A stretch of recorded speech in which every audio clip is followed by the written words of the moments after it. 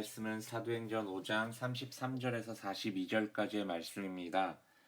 그들이 듣고 크게 노하여 사도들을 없이 하고자 할세 바리새인 가말리엘은 율법 교사로 모든 백성에게 존경을 받는 자라. 공회 중에 일어나 명하여 사도들을 잠깐 밖에 나가게 하고 말하되 이스라엘 사람들아 너희가 이 사람들에게 대하여 어떻게 하려는지 조심하라.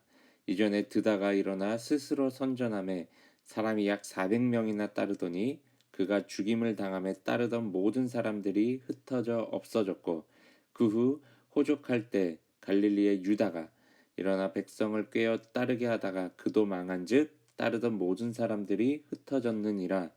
이제 내가 너희에게 말하노니 이 사람들을 상관하지 말고 버려두라.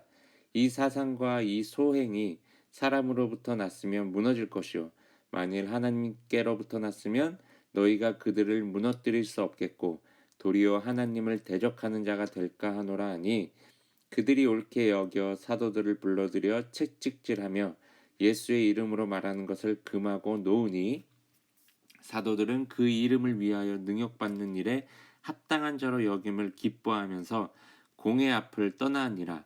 그들이 날마다 성전에 있든지 집에 있든지 예수는 그리스도라 가르치기와 전도하기를 그치지 아니하니라. 아멘.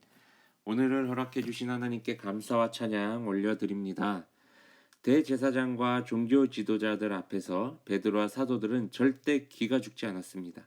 그리고 그들 앞에 절대 타협하지 않고 예수 그리스도 복음을 전하며 그리고 복음을 전하는 것에 대한 타당성까지도 이야기를 합니다. 그러니 당연히 종교 지도자들 입장에서는 매우 화가 날 것입니다. 그래서 그들은 당장 이 자리에서 사도들을 죽이려고 했습니다. 그런데 그 자리에 있었던 최고의회 의원이면서 또 바리새인이며 하나님의 율법을 가르치는 교사로 또 모든 사람의 존경을 받고 있던 그 가말리엘이라는 사람이 잠시 나서서 사도들을 밖으로 먼저 보냅니다. 그리고 이런 이야기를 하죠. 예전에 유대인들 중에도 율법을 반대하면서 자신들의 파당을 지었던 사람들이 있었는데 뭐 잠깐 반짝 인기가 있어서 세력은 커졌지만 얼마 못 가서 결국 다 망했다라는 거죠. 그러니까 베드로를 비롯한 이 사도들도 그냥 한번 내버려 둬보자는 거죠.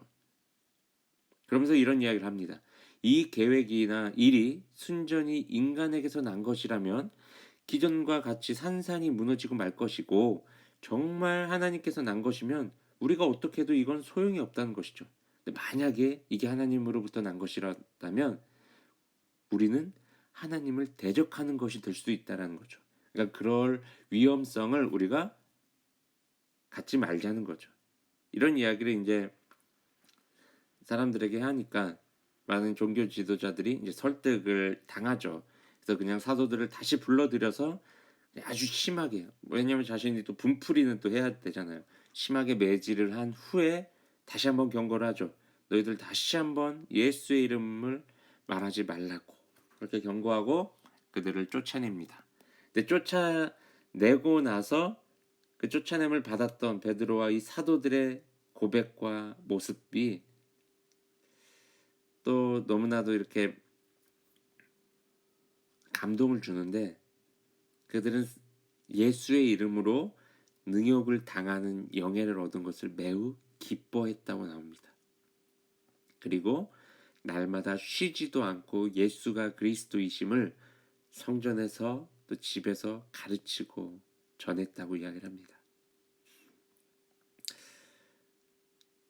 여러분, 예수님의 이름을 전하는 것에 대해서 그리고 그 전함으로 인해서 받고 있는 핍박과 여러 가지 고통들을 너무나 자랑하고 있다는 거죠. 기뻐하고 있다는 거죠. 근데 오늘날 우리들의 모습은 어떻습니까?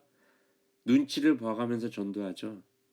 눈치를 봐가면서 말씀대로 살아가려고 하죠. 때로는 이 정도는 이해해 주실 거야. 이 정도의 말씀은 안 지켜도 되겠지? 라고 스스로 타협점을 찾으며 세상 속에서 어울리며 살아가고 있지 않습니까?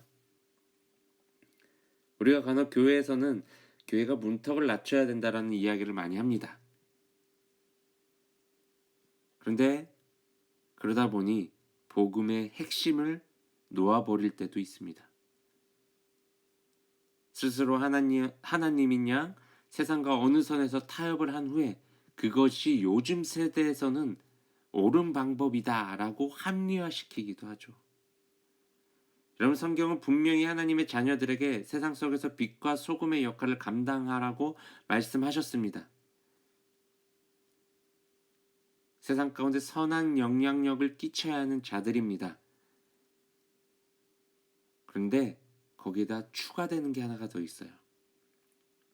우리는 예수 그리스도의 이름으로 인해서 세상 사람들과 불편한 관계가 될 수 있다는 것이에요. 그리고 그 불편한 관계를 즐길 수 있어야 된다는 것입니다. 교회가 문턱을 낮춘다는 것은 모든 사람들에게 구원의 기회가 있다는 것이지 죄에 대한 부분을 세상과 어느 정도 타협하여 옳다고 여겨지는 것이 아니라는 것입니다. 성경에도 그렇고 과거의 믿음의 선조들도 그렇고 세상 속에서 선한 영향력을 끼치며 살아왔지만 늘 세상과 마찰이 있었습니다. 왜요?